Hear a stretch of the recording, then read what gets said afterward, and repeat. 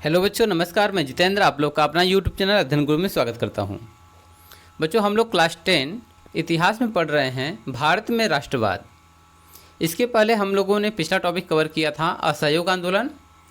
आज हम लोग जो है गांधी जी का दूसरा आंदोलन, जो सविनय अवज्ञा आंदोलन के नाम से हम इसको जानते हैं, इसको देखेंगे। सविनय का मतलब होता है विनय के साथ, आदरपूर्वक। अवज्ञा माने आज्ञा का पालन न करना।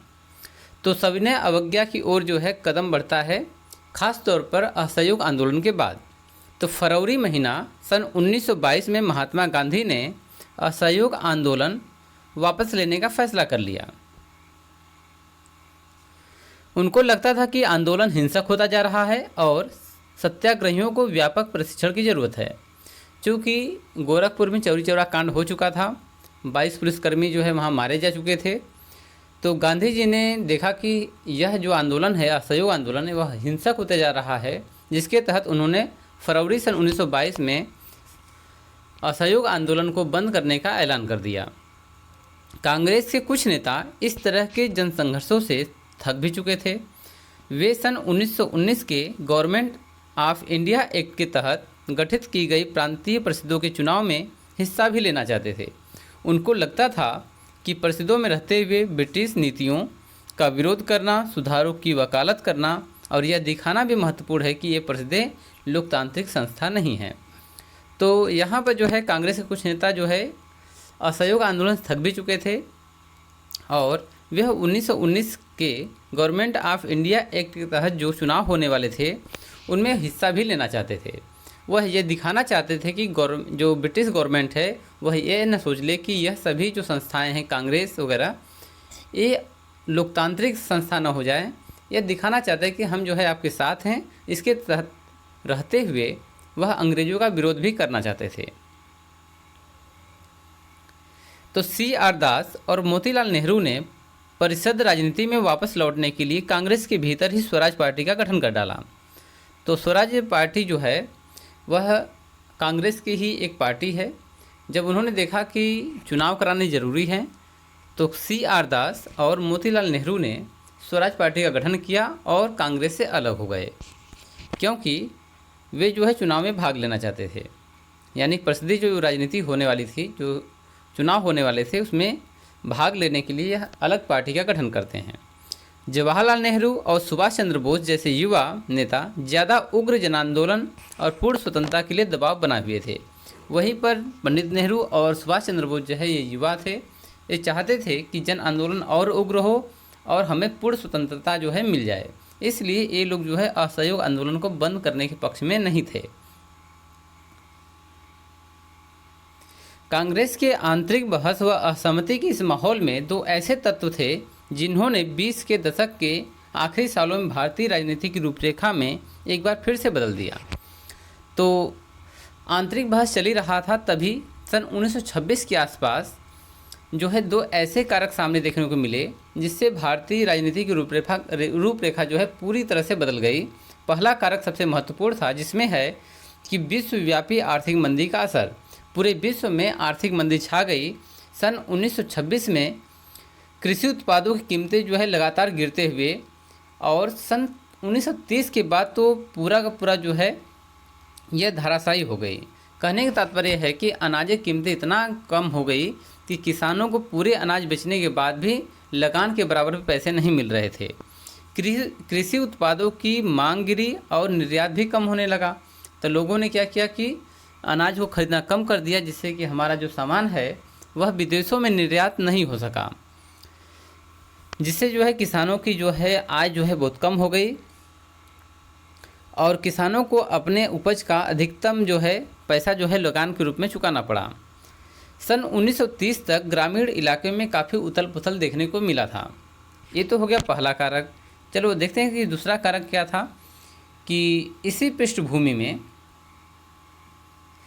सन 1926 के बाद की बात है, इसी पृष्ठभूमि में ब्रिटेन की नई टोरी सरकार ने सर जॉन साइमन के नेतृत्व में एक वैधानिक आयोग का गठन कर दिया।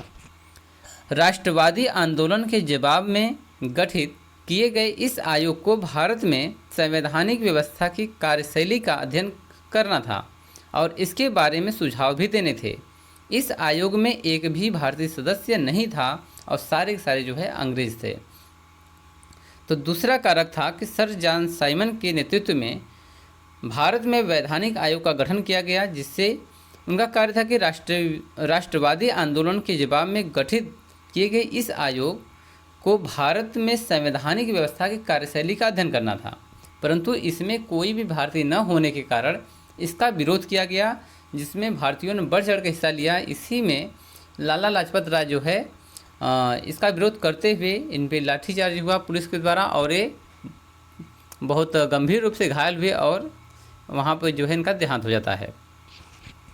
तो उसी समय जो है सर जॉन साइमन जब वह भारत आता है तो उस जो है कमेटी को कहा गया साइमन कमीशन। चलिए साइमन कमीशन के बारे में देख लेते हैं कि सन 1928 में, तो 1926 में विश्वव्यापी आर्थिक मंदी आई थी। 1928 में जब साइमन कमीशन भारत पहुंचा तो उनका स्वागत साइमन कमीशन वापस जाओ यानी साइमन कमीशन गो बैक के नारों से किया गया। कांग्रेस और मुस्लिम लीग सभी पार्टियों ने प्रदर्शन में हिस्सा लिया था। इस विरोध को शांत करने के लिए वायसराय लॉर्ड इरविन ने अक्टूबर सन 1929 में भारत के लिए डोमिनियन स्टेट का गोलमोल सा ऐलान कर दिया। जब देखा वायसराय लॉर्ड इरविन कि साइमन कमीशन का भारत में विरोध हो रहा है तो उसने जो है जल्दबाजी में ये कहा, यानी अक्टूबर सन 1929 में, कि भारत के लिए डोमिनियन स्टेट की बात की जा रही है और उसने गोलमोल सा जो है आंसर दिया और ऐलान कर दिया कि भारत में डोमिनियन स्टेट की मतलब डोमिनियन स्टेट बनेगा। उन्होंने इस बारे में कोई समय सीमा नहीं बताई थी। उन्होंने सिर्फ इतना कहा था कि भावी संविधान के बारे में चर्चा करने के लिए गोलमेज सम्मेलन का आयोजन किया जाएगा। इस प्रस्ताव से कांग्रेस के नेता संतुष्ट नहीं थे। तो लॉर्ड इरविन ने कहा कि भारत में संविधान की व्यवस्था की जाएगी और गोलमेज सम्मेलन होगा जिसमें कांग्रेस के नेता जो है इसमें भाग ले सकते हैं, परंतु कांग्रेस के नेता जो है कोई भी तैयार नहीं हुआ, बल्कि इसका विरोध किया कि यदि हमारा संविधान है, हमारा देश है, तो संविधान के निर्माण के लिए हमें विदेशी यानी विदेशों पर क्यों आश्रित रहना पड़े, ब्रिटेन के ऊपर क्यों आश्रित रहना पड़े। जवाहरलाल नेहरू और सुभाष चंद्र बोस के नेतृत्व में कांग्रेस का तेज तर्रार खेमा आक्रामक तेवर अपनाने लगा। जैसा कहा गया है कि अगर संविधान हमारा है, हमें स्वराज चाहिए, तो संविधान जो है आखिर इंग्लैंड में यानी कि ब्रिटेन में क्यों बन रहा है। तो जवाहरलाल नेहरू और सुभाष चंद्र बोस जो है उस समय जो है युवा थे और इनका जो खेमा था जिसमें गर्म दल के काफ़ी लोग थे, तो आक्रामक तेवर जो है अपनाने लगा। जबकि उदारवादी और मध्यमार्गी जो नेता थे, उदारवादी में ऐसे नेता हैं जो उदारवाद को यानी महात्मा गांधी के पक्ष में थे, मध्यमार्गी नेता जो दोनों तरफ थे, कभी जो है गर्म दल के साथ तो कभी उदारवादी या नरम दल के साथ। ब्रिटिश डोमिनियन के भीतर ही संवैधानिक व्यवस्था के पक्ष में थे। तो उदारवादी और मध्यमार्गी जो नेता थे वो चाहते थे कि डोमिनियन के भीतर ही संवैधानिक व्यवस्था की जाए, लेकिन इस खेमे का प्रभाव लगातार घटता जा रहा था, क्योंकि सुभाष चंद्र बोस और पंडित नेहरू का जो खेमा था वह जो है काफ़ी उग्र हो रहा था और इसकी ख्याति बढ़ती जा रही थी। दिसंबर सन 1929 में जवाहरलाल नेहरू की अध्यक्षता में कांग्रेस के लाहौर अधिवेशन में पूर्ण स्वराज की मांग को औपचारिक रूप से मान लिया गया। तो दिसंबर सन 1929 में लाहौर में एक अधिवेशन बुलाया जाता है जिसे कांग्रेस के लाहौर अधिवेशन के नाम से जाना जाता है, और इसी अधिवेशन में सन 1929 में ही पंडित नेहरू ने पूर्ण स्वराज की मांग को कर दिया। उन्होंने कहा कि भारत को अब जो है स्वराज नहीं चाहिए बल्कि पूर्ण जो है स्वराज चाहिए, और यह तय किया गया कि 26 जनवरी सन 1930 को स्वतंत्रता दिवस के रूप में मनाया जाएगा और उस दिन लोग पूर्ण स्वराज के लिए संघर्ष की शपथ भी लेंगे।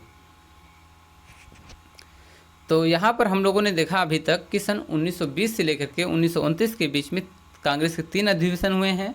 पहला अधिवेशन हमने बताया था कि सितंबर महीना सन 1920 में कलकत्ता में हुआ था, जो असहयोग आंदोलन के लिए सहमति बनी थी। दूसरा जो है अधिवेशन हुआ था कांग्रेस का दिसंबर सन 1920 में ही, और यह हुआ था नागपुर में, जहाँ से असहयोग आंदोलन की यानी आंदोलन जो है प्रारंभ हो गया था। तीसरा दिसंबर सन 1929 में कांग्रेस का जो है अधिवेशन होता है लाहौर में, और यह और 26 जनवरी 1930 को इसी अधिवेशन में कहा गया है कि हम जो है पूर्ण स्वराज की मांग करते हैं और इसको हम एक स्वतंत्रता दिवस के रूप में मनाएंगे।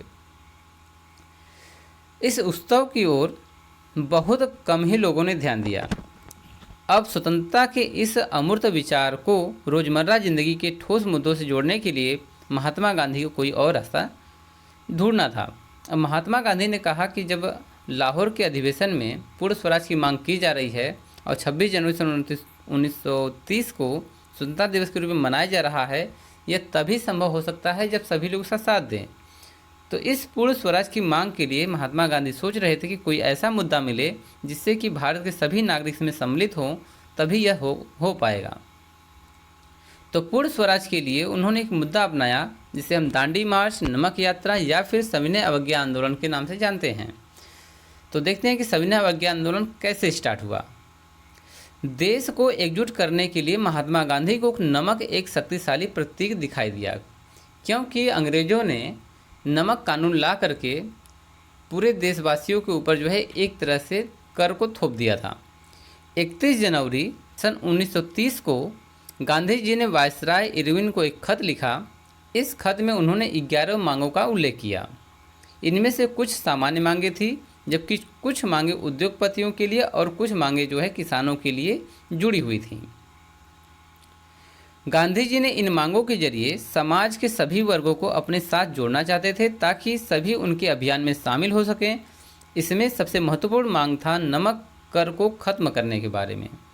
तो 11 मांगों में सबसे महत्वपूर्ण कर जो मांग उन्होंने रखा था नमक कर को ख़त्म करने के लिए। बाकी जो है और भी 11 मांगों में से किसानों के लिए भी कुछ थे, ताकि गरीब तबके के जो किसान हैं वह भी इस आंदोलन में हिस्सा लें, और कुछ मांगे जो है उद्योगपतियों के लिए थे ताकि पैसे की कमी को पूरा करने के लिए उद्योगपति जो है सामने आए।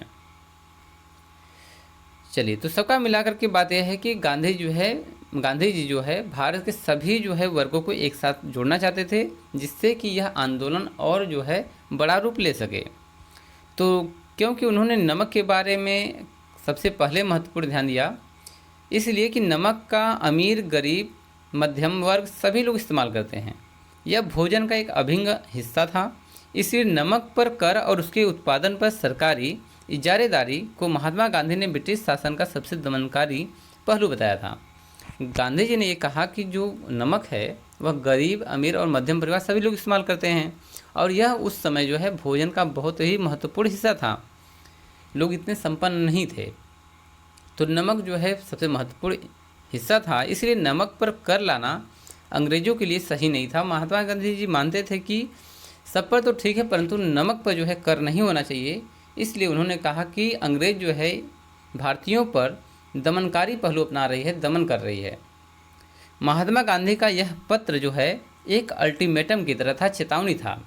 तो गांधी जी ने इरविन को एक पत्र लिखा और कहा कि 11 जो मांगे हैं यह मांगे ही नहीं बल्कि यह आपको चेतावनी है कि इसको आप वापस करिए, अन्यथा हम जो है कोई न कोई आंदोलन करेंगे।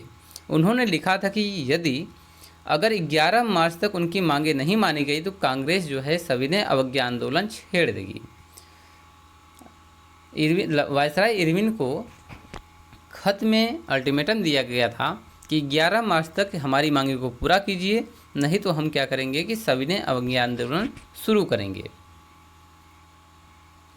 परंतु होता क्या है कि इरविन जो है झुकने को तैयार नहीं थे। फलस्वरूप महात्मा गांधी ने अपने 78 विश्वस्तरीय वॉलंटियरों के साथ नमक यात्रा शुरू कर देते हैं।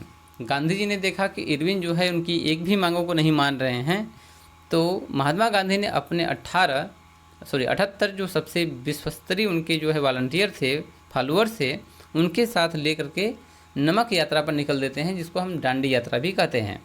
यह यात्रा साबरमती में गांधी जी के आश्रम से 240 किलोमीटर दूर दांडी नामक गुजराती तट कस्बे में जाकर ख़त्म होनी थी।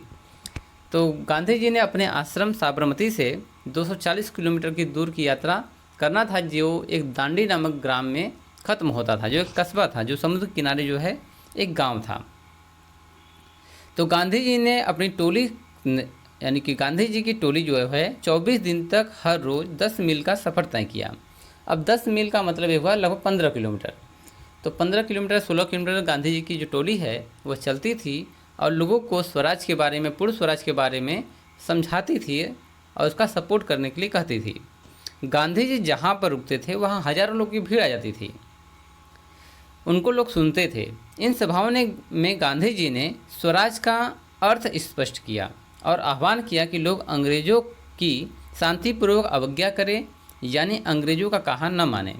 अब गांधी जी जहाँ पर रुकते हजारों लोग आते और गांधी जी उनको समझाते कि स्वराज का मतलब क्या होता है और आह्वान करते थे, लोगों को बताते थे कि आप अंग्रेजों की जो काम धंधे हैं उनको शांतिपूर्वक अवज्ञा कर दें, यानी अंग्रेजों से लड़ाई झगड़ा न करें और उनकी बातों को न माने, उनका कहना न माने।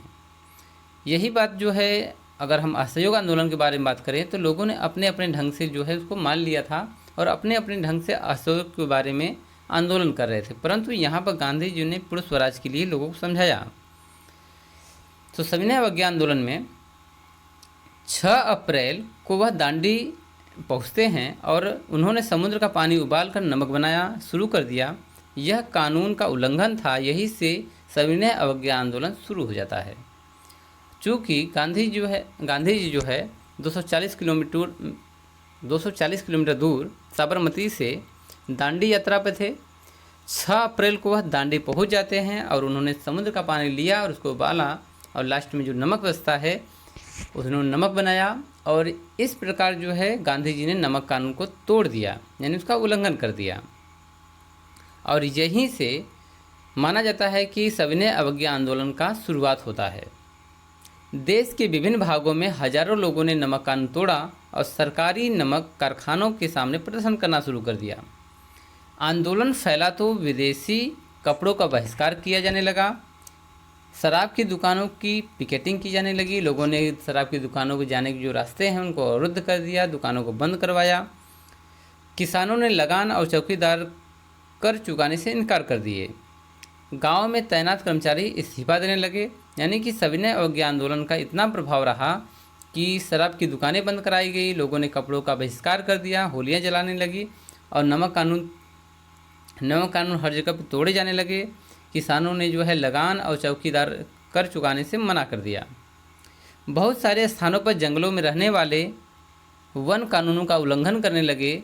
वे लकड़ी बीनने और मवेशियों को चराने के लिए आरक्षित वनों में भी घूमने लगे। अब जहाँ पर अंग्रेजों ने कहा था कि इस वन में लोगों को नहीं जाना है, मवेशियों को नहीं चराना है, लकड़ी नहीं तोड़ना है, बीनना है, वहाँ पर लोग जो है उल्लंघन करके जाने लगे। इन घटनाओं से चिंतित औपनिवेशिक सरकार, जब ऐसी घटनाएं घटने लगी तो अंग्रेजी सरकार जो है कांग्रेसी नेताओं को गिरफ्तार करने लगी और बहुत सारे पर हिंसक टकराव भी होने लगे।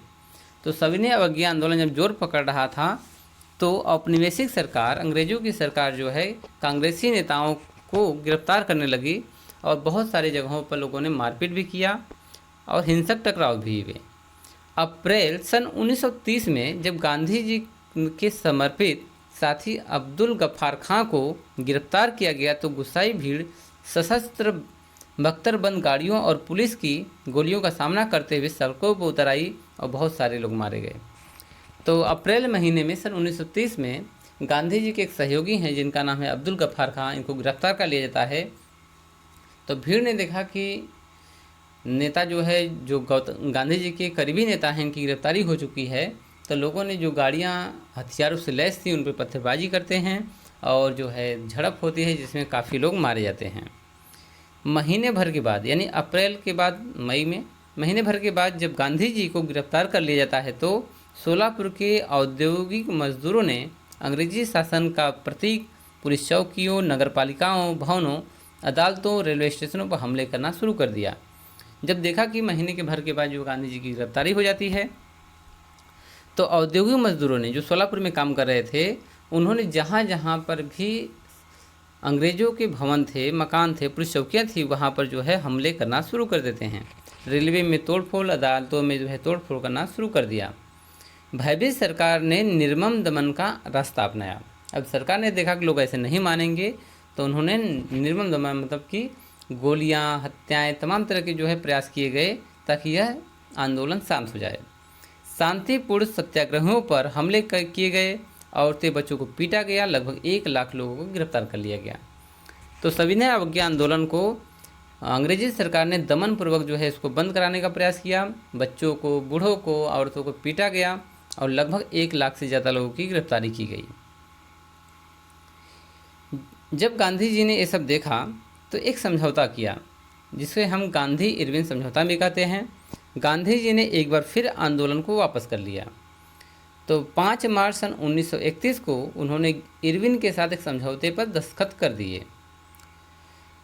इस गांधी इरविन समझौते के जरिए गांधी जी ने लंदन में होने वाले दूसरे गोलमेज सम्मेलन में हिस्सा लेने पर अपनी सहमति व्यक्त कर दी। चूँकि पहले गोलमेज सम्मेलन में कांग्रेस इसका बहिष्कार कर चुकी थी, तो इसमें भाग नहीं लिया, परंतु पहले गोलमेज सम्मेलन में भीमराव अम्बेडकर ने भाग लिया था। तो कांग्रेस ने भाग नहीं लिया था, जिसके तहत गांधी जी ने जो है पहला जो है गोलमेज सम्मेलन जो है उन्होंने छोड़ दिया था। तो दूसरे गोलमेज सम्मेलन के लिए गांधी जी ने हामी भरा और एक समझौते पर हस्ताक्षर किए। इसके बदले सरकार राजनीतिक कैदियों को रिहा करने पर राजी हो गई। अब अंग्रेजी सरकार ने कहा कि ठीक है, जब शांति हो गया है, आंदोलन वापस हो गया है, तो हम केवल जो है उन्हीं को छोड़ेंगे जो राजनीतिक जो है नेता हैं, यानी जो राजनीतिक कैदी हैं उनको हम छोड़ देंगे। बाकी जो हत्यारे हैं, जो हिंसक हैं, उनको हम नहीं छोड़ने वाले। दिसंबर सन 1931 में जब गोलमेज सम्मेलन होता है तो गांधी जी लंदन जाते हैं। यह वार्ता बीच में ही टूट जाती है, क्योंकि गोलमेज सम्मेलन पूर्ण नहीं होता है और उन्हें निराश भारत वापस लौटना पड़ता है। तो दूसरा गोलमेज सम्मेलन जो है दिसंबर सन 1931 में संपन्न हुआ था और यहाँ आकर उन्होंने पाया कि सरकार एक नए सिरे से दमन शुरू कर दिया है। गफ्फार खान और पंडित जवाहरलाल नेहरू जो है दोनों जेल में हैं। जब गांधी जी गोलमेज सम्मेलन में भाग लेकर के वापस आते हैं तो देखते हैं कि कांग्रेस के जो शीर्ष नेता थे, अब्दुल गफ्फार खान जो उनके सहयोगी थे, और पंडित जवाहरलाल नेहरू जो है, दोनों लोग को जेल में बंद किया जा चुका है। कांग्रेस को गैर कानूनी घोषित कर दिया गया है, यानी कांग्रेस पार्टी को भंग किया जा चुका है। इसे सरकारी पार्टी न मान कर गैर सरकारी मान लिया गया है, यानी गैर कानूनी। सभाओं, प्रदर्शनों और बहिष्कार जैसी गतिविधियों को रोकने के लिए सख्त कदम उठाए जा रहे थे। अंग्रेजों ने सभाओं को रोकने के लिए, प्रदर्शन को रोकने के लिए, बहिष्कार जैसी गतिविधियों को रोकने के लिए उन्होंने काफ़ी सख्त कदम उठाए। भारी आकांक्षाओं के बीच गांधी जी ने सविनय अवज्ञा आंदोलन को दोबारा शुरू करने का प्रयास किया। साल भर तक यह आंदोलन चला, लेकिन सन 1934 तक आते आते उनकी गति जो है मंद पड़ गई, यानी कि यह जो सविनय अवज्ञा आंदोलन है वह ख़त्म होने के कगार पर पहुंच गया। अब ख़त्म होने के जो है रीज़न क्या हैं, इनको देखते हैं कि लोगों ने सविनय अवज्ञा आंदोलन को कैसे देखा। चलिए, इसको देखने का सबसे पहला वर्ग हम अपनाते हैं किसान वर्ग की स्थिति। चूँकि गुजरात के पाटीदार और उत्तर प्रदेश के जाट इसमें सक्रिय भूमिका निभाई, क्योंकि गुजरात के पाटीदार, उत्तर प्रदेश के जो जाट थे, ये काफ़ी बड़े किसान थे। इनके जो कृषि उत्पाद थे वह विदेशों में भी बिकते थे, निर्यात इनका होता था, तो ये बढ़ चढ़कर इसमें भाग ले रहे थे। संपन्न किसानों ने सविनय अवज्ञा आंदोलन का जमकर जो है समर्थन किया, लेकिन सन 1931 में बिना फसलों के दाम बिना कम हुए इन आंदोलनों को वापस लिया गया। तो किसान वर्ग इसमें सम्मिलित इसलिए था क्योंकि अंग्रेज़ों की जो है लगान बहुत ज़्यादा मात्रा में आ रहे थे और मंदी का दौर था, तो चाहते थे कि हमारी जो है फसलों में इसकी कीमतों में बढ़ोतरी हो, परंतु ऐसा कुछ नहीं हुआ। तो इस आंदोलन को जो है वापस लेना पड़ा था, यानी किसान जो है इससे हटने लगे थे। गरीब किसान केवल लगान में कमी नहीं चाहते थे। जो गरीब किसान थे, जो पट्टे पर खेती लेकर किया करते थे, वो लगान में कमी नहीं चाहते थे। उनमें से बहुत सारे किसान ज़मींदारों से पट्टे पर ज़मीन लेकर खेती कर रहे थे। महामंदी लंबी खिंच गई और नकदी आमदनी गिरने लगी, तो छोटे पट्टेदारों के लिए ज़मीन का किराया चुकाना मुश्किल हो गया। तो जब उन्होंने देखा जो छोटे किसान थे, गरीब किसान थे, वो बड़े ज़मींदारों से पट्टे पर ज़मीन लेकर के खेती करते थे। पट्टे पर ज़मीन लेने का मतलब है उनको जो है कॉन्ट्रैक्ट के तौर पर उनको पैसे देते थे और खेती करते थे। परंतु जब आर्थिक मंदी का दौर शुरू हुआ तो फसलों की कीमतों में गिरावट आ गई, जिससे किसान जो है, जो गरीब किसान है, वो अपने सामान को जो है ऊंचे दामों पर नहीं बेच पाए, जिनसे कि उनकी जो पट्टे की जो यानी कि जो किराया राशि है, भाड़ा की राशि है, उनको देने में असमर्थ हो गए। तो सविनय अवज्ञा आंदोलन में वो इसलिए आना चाहते थे कि ज़मींदार जो है उनके जो पट्टे की जो किराया है उसको ख़त्म कर दें। वे चाहते थे कि उन्हें ज़मींदारों को जो भाड़ा चुकाना है उसे माफ़ कर दिया जाए। इसके लिए उन्होंने कई रेडिकल आंदोलनों में भी भाग लिया, जिसका नेतृत्व अक्सर समाजवादियों और कम्युनिस्टों के हाथों में होता था। तो छोटे जो किसान हैं वो ख़ास तौर पर कुछ रेडिकल आंदोलनों में भाग लिया, जिससे कि वो चाहते थे कि ज़मींदार जो है उनके भाड़े की जो है जो पट्टे की ज़मीन वो लिए हैं, जो भाड़े पर लिए हैं, उनको माफ़ कर दिए। माफ़ करने का रीज़न यही था कि आर्थिक मंदी के दौर में उनकी फसलें जो है कम रेट में गई, उनको ज़्यादा मुनाफा नहीं हुआ था। अमीर किसानों और ज़मींदारों की नाराज़गी के भय से कांग्रेस भाड़ा विरोधी आंदोलनों को समर्थन देने में प्रायः हिचकिचाती थी। इसी कारण गरीब किसानों और कांग्रेस के बीच संबंध अनिश्चित बने रहे, क्योंकि कांग्रेस पार्टी जानती थी कि यदि हम भाड़ा विरोधी आंदोलन चलाते हैं, ज़मींदारों के खिलाफ कोई भी आंदोलन चलाते हैं, तो जो हमारे जो गरीब किसान है वो हमारे पास तो आएंगे, परंतु जो अमीर किसान है वो हमसे दूर चले जाएंगे। इसीलिए वह हिचकिचाते थे कि ऐसे आंदोलनों को समर्थन न करें। अब देखते हैं कि सविनय अवज्ञा आंदोलन में व्यावसायिक वर्ग की क्या स्थिति रही है। तो पहले विश्व युद्ध में जो भारत के उद्योगपति हैं, व्यापारी हैं, उन्होंने काफ़ी मुनाफा कमाया और वे काफ़ी ताकतवर भी बने। अपने कारोबार को फैलाने के लिए उन्होंने ऐसी औपनिवेशिक नीतियों का विरोध किया जिनके कारण उनकी व्यावसायिक गतिविधियों में रुकावट आती थी। तो भारतीय जो कंपनियों के उद्योगपति और व्यापारी हैं, उन्होंने उन नियमों का जो है विरोध करना शुरू किया जो उनके उद्योग धंधों को बढ़ने में जो है हानिकारक थी। वे विदेशी वस्तुओं की आयात से सुरक्षा चाहते थे और रुपया स्टर्लिंग विदेशी विनिमय अनुपात में बदलाव चाहते थे, जिसके कारण आयात में कमी आ जाए। तो भारतीय व्यापारी चाहते थे कि जो विदेशी सामान जो धड़ल्ले से भारत में आ रहा है उसमें यदि कमी आती है तो ये काफ़ी और भी अपने बिजनेस को आगे फैला सकते हैं। व्यावसायिक हितों को संगठित करने के लिए उन्होंने सन 1920 में भारतीय औद्योगिक एवं व्यावसायिक कांग्रेस यानी Indian industrial and commercial Congress की स्थापना किया। जो भारत के उद्योगपति हैं, व्यवसाय को चलाने वाले हैं, इन्होंने इस संस्था का निर्माण किया और उन्होंने सन 1927 में भारतीय वाणिज्य एवं उद्योग परिसंघ यानी federation of Indian chambers of commerce and industry यानी फिक्की का गठन किया। यह एक संगठन है उद्योगों का जो सब मिल करके एक नियमों को बनाते हैं। पुरुषोत्तम दास ठाकुर दास और जी.डी. बिरला जैसे जाने माने उद्योगपतियों के नेतृत्व में उद्योगपतियों ने भारतीय अर्थव्यवस्था पर औपनिवेशिक नियंत्रण का विरोध किया। वो चाहते थे कि जो औपनिवेशिक सरकारें हैं वो भारतीय अर्थव्यवस्था को कंट्रोल न करें और सबसे पहले सिविल नाफरमानी आंदोलन का समर्थन किया। तो पुरुषोत्तम दास ठाकुर दास ने और जी.डी. बिरला ने सविनय अवज्ञा आंदोलन को समर्थन प्रदान किया और इसी सविनय अवज्ञा आंदोलन का दूसरा नाम भी सिविल नाफरमानी आंदोलन है। उन्होंने आंदोलन को आर्थिक सहायता भी दी और आयातित वस्तुओं खरीदने और बेचने के लिए इनकार कर दिया। तो जी.डी. बिरला और पुरुषोत्तम दास ने सविनय अवज्ञा आंदोलन को संचालित करने के लिए आर्थिक सहायता भी प्रदान करते हैं और जो आयातित वस्तुएं हैं, जो विदेशों से सामान आता है, उनको खरीदने और बेचने के लिए इनकार कर दिया। ज़्यादातर व्यवसायी स्वराज को एक ऐसे युग के रूप में देखते थे जहां कारोबार पर औपनिवेशिक पाबंदियां नहीं होंगी, व्यापार व उद्योग धंधे निर्बाध रूप से फल फूल सकेंगे। वह सपोर्ट इसलिए कर रहे थे सविनय अवज्ञा आंदोलन का कि यदि सविनय अवज्ञा आंदोलन सफल होता है तो हमारे जो कंपनियों पर या उद्योग धंधों पर औपनिवेशिक पाबंदियां नहीं होंगी और उनके बिजनेस जो है बहुत अधिक मात्रा में फलेंगे। जब उन्होंने देखा कि द्वितीय गोलमेज सम्मेलन विफल हो जाता है तो व्यावसायिक संगठनों का उत्साह भी मंद पड़ गया।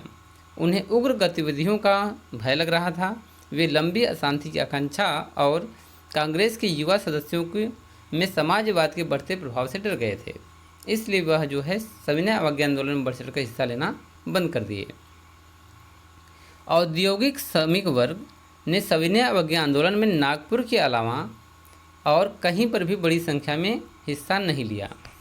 तो औद्योगिक जो श्रमिक हैं वह केवल नागपुर में ही एक्टिव थे।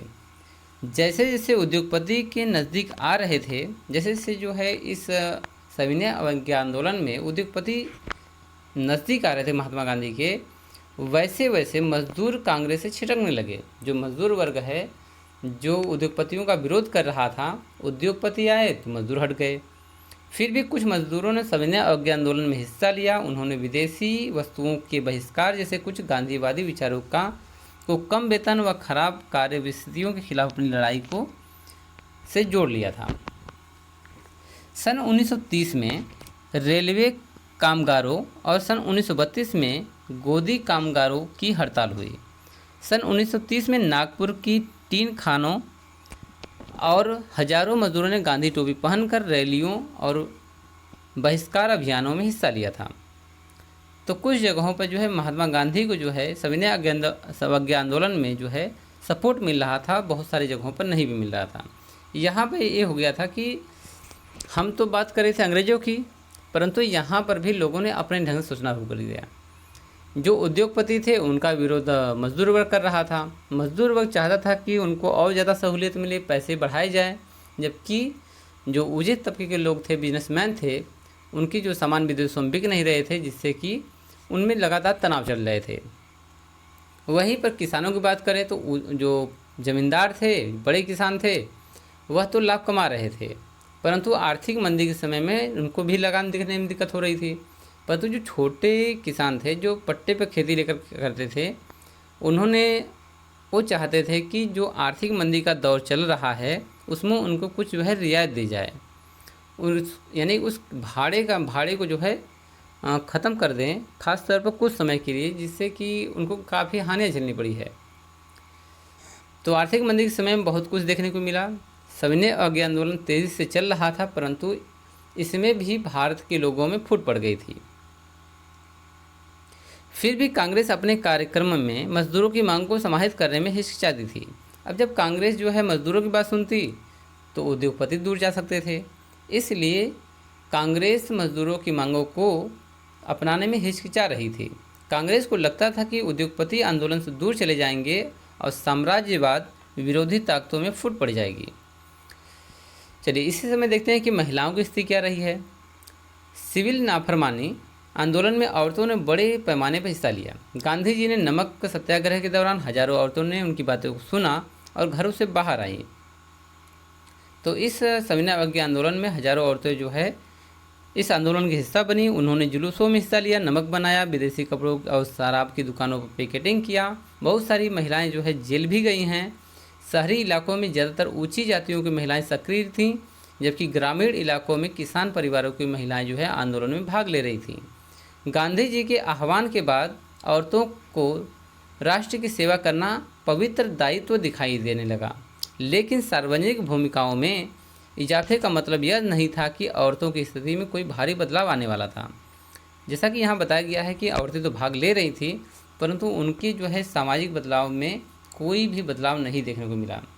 गांधी जी का मानना था कि घर चलाना, चूल्हा चौका संभालना, अच्छी माँ व अच्छी पत्नी की भूमिका का निर्वाह करना ही औरतों का असली कर्तव्य है। यही कारण है कि लंबे समय तक कांग्रेस संगठन में किसी भी महत्वपूर्ण पद पर औरतों को जगह नहीं मिला था। कांग्रेस हिचकिचाती थी कि औरतों को जो है बड़ी जिम्मेदारी न दी जाए। कांग्रेस को उनकी प्रतीकात्मक उपस्थिति में ही दिलचस्पी दी, यानी कि यहाँ पर कांग्रेस ये चाहती थी कि औरतें आ गई हैं तो चलो ठीक है, आंदोलन के हिस्सा थी, परंतु उनको कुछ लाभ नहीं होने वाला था।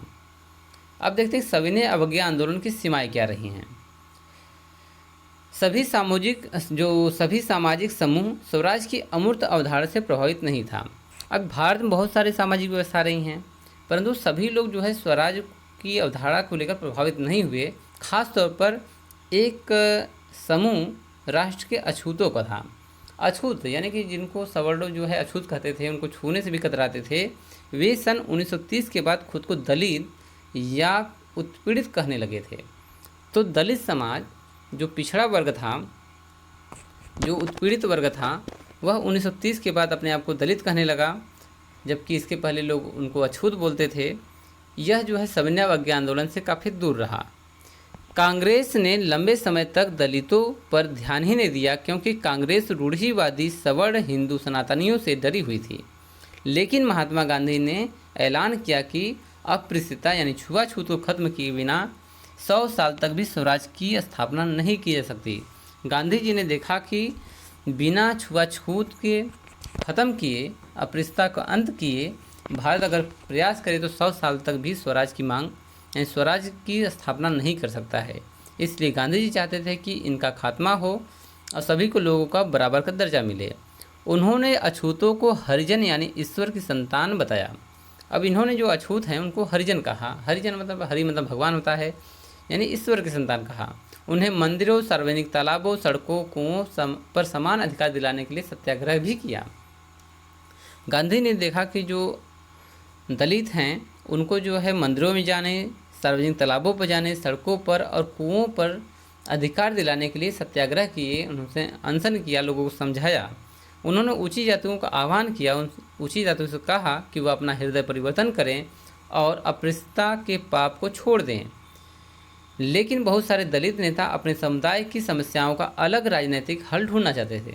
लेकिन उसमें ही काफ़ी दलित के नेता ये चाहते थे कि हम दलितों के लिए अलग ही राजनीतिक जो है विचारधारा होनी चाहिए, हमें आरक्षण चाहिए। वे खुद को संगठित करने लगे और उन्होंने शिक्षा संस्थानों में आरक्षण के लिए आवाज़ उठाई।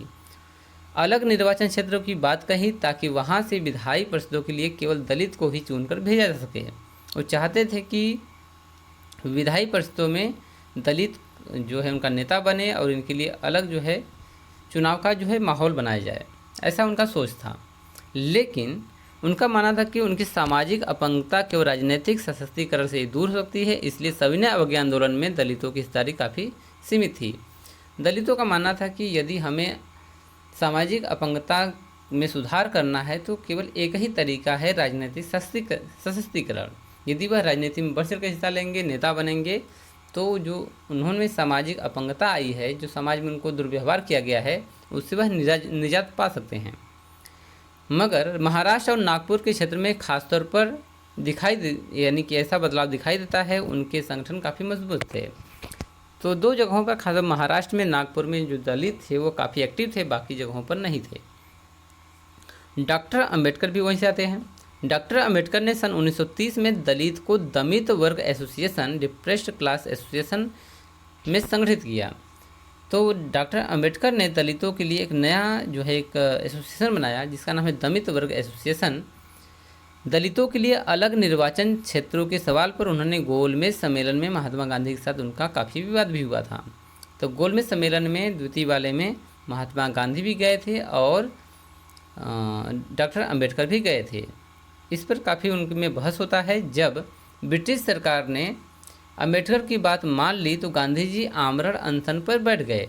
उनका मत था कि दलितों के लिए अलग निर्वाचन क्षेत्र की व्यवस्था से समाज में उनके एकीकरण की प्रक्रिया धीमी पड़ जाएगी, क्योंकि गांधी जी स्वराज के रास्ते पर थे। तो यदि अलग से इनका निर्वाचन क्षेत्र बनाया जाता तो गांधी जी का जो सोच था एकीकरण का, वह प्रक्रिया काफ़ी धीमी होगी। ऐसा सोच करके वो अनशन में बैठ जाते हैं। आखिरकार अंबेडकर ने गांधी जी की राय मान ली और सन 1932 में पूना पैक्ट पर हस्ताक्षर कर दिया। इससे दमित वर्ग, जिन्हें बाद में अनुसूचित जनजाति के नाम से भी जाना जाता है, को प्रांतीय एवं केंद्रीय विधायी परिषदों में आरक्षित सीटें जो है प्रदान कर दी गई। हालांकि उनके लिए मतदान सामान्य निर्वाचन क्षेत्र में ही होता था, फिर भी दलित जो हैं, जो दलित आंदोलन है, कांग्रेस के नेतृत्व में चल रहे राष्ट्रीय आंदोलन को शंका की दृष्टि से देखते थे। तो जितने भी कांग्रेस ने राष्ट्रीय आंदोलन चलाए, दलितों ने उसको जो है शंका की दृष्टि से देखा। भारत के कुछ मुस्लिम, अब देखिए यहाँ पर बात तो हो गई, ऊपर किसानों की बातें हो गई, बात हो गई दलितों की। अब बात करते हैं यहाँ पर मुसलमानों की कि इनकी जो है सविनय अवज्ञा आंदोलन में क्या योगदान रहा है या नहीं रहा है। भारत के कुछ मुस्लिम राजनीतिक संगठनों ने भी सविनय अवज्ञा आंदोलन के प्रति कोई खास उत्साह नहीं दिखाया। असहयोग खिलाफत आंदोलन के शांत पड़ जाने के बाद मुसलमानों का एक बहुत बड़ा तबका जो है कांग्रेस से हट गया था, यानी कटा कटा महसूस कर रहा था। कांग्रेस मुस्लिम लीग ने एक बार फिर से गठबंधन का प्रयास किया, लेकिन सन 1927 में ऐसा लगा कि अब एकता स्थापित हो जाएगी। परंतु मोहम्मद अली जिन्ना का कहना था कि अगर मुसलमानों को केंद्रीय सभा में आरक्षित सीटें दी जाएँ और मुस्लिम बहुल प्रांतों में खासकर बंगाल और पंजाब में मुसलमानों को आबादी के अनुपात में प्रतिनिधित्व दिया जाए तो मुसलमानों के लिए पृथक निर्वाचिका की मांग को छोड़ने के तैयार हैं।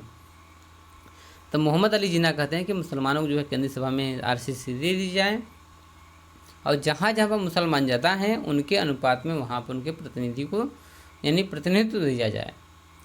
प्रतिनिधित्व के सवाल पर यह बहस मुबाहिसा चल ही रहा था कि सन 1928 में आयोजित किए गए सर्वदलीय हिंदू सम्मेलन में यानी सर्वदलीय सम्मेलन में हिंदू महासभा के M.R. जयकर ने इस समझौते के लिए किए जा रहे प्रयासों की खुलेआम निंदा कर दिया, जिससे इस मुद्दे का समाधान की सारी संभावना जो है समाप्त हो गई। जैसा कि बात कर रहे थे कि मोहम्मद अली जिन्ना की बातें मानी जाए तभी जो है 1928 में हिंदू महासभा की मीटिंग होती है जिसमें M.R. जयकर ने इसकी निंदा करते हैं। जब सविनय अवज्ञा आंदोलन शुरू हुआ उस समय समुदायों के बीच संदेह और अविश्वास का माहौल भरा हुआ था। कांग्रेस से कटे हुए मुसलमानों का एक बड़ा तबका किसी संयुक्त संघर्ष के लिए तैयार नहीं था। बहुत सारे मुस्लिम नेता और बुद्धिजीवी भारत के अल्पसंख्यक के रूप में मुसलमानों की हैसियत को लेकर चिंता जता रहे थे। उनका भय था कि हिंदू बहुसंख्यक हैं कि वर्चस्व की स्थिति में अल्पसंख्यकों की संस्कृति और पहचान खो जाएगी। तो यहाँ पर जो मुस्लिम समुदाय है वो सोच रहा था कि यदि भारत में स्वराज आया या फिर सविनय अवज्ञा आंदोलन यदि सक्सेसफुल हो गया तो भारत में हिंदू जागेगा, हिंदू बहुल मात्रा में है, जिससे कि जो अल्पसंख्यक वर्ग है खासकर मुसलमान उनकी जो संस्कृति और पहचान खो जाएगी। इसलिए वह उन्होंने सविनय अवज्ञा आंदोलन में बढ़ चढ़ कर हिस्सा नहीं लिया था। तो बच्चों ये टॉपिक यही समाप्त होता है। मैं आशा करता हूँ कि आपको सविनय अवज्ञा आंदोलन समझ में आ रहा होगा। तब तक के लिए धन्यवाद। मैं आपसे अनुरोध करता हूँ कि हमारे चैनल को आप सब्सक्राइब कीजिए, जिससे कि हमारे सभी वीडियो आपको सही समय पर आपके पास पहुँच सकें। धन्यवाद।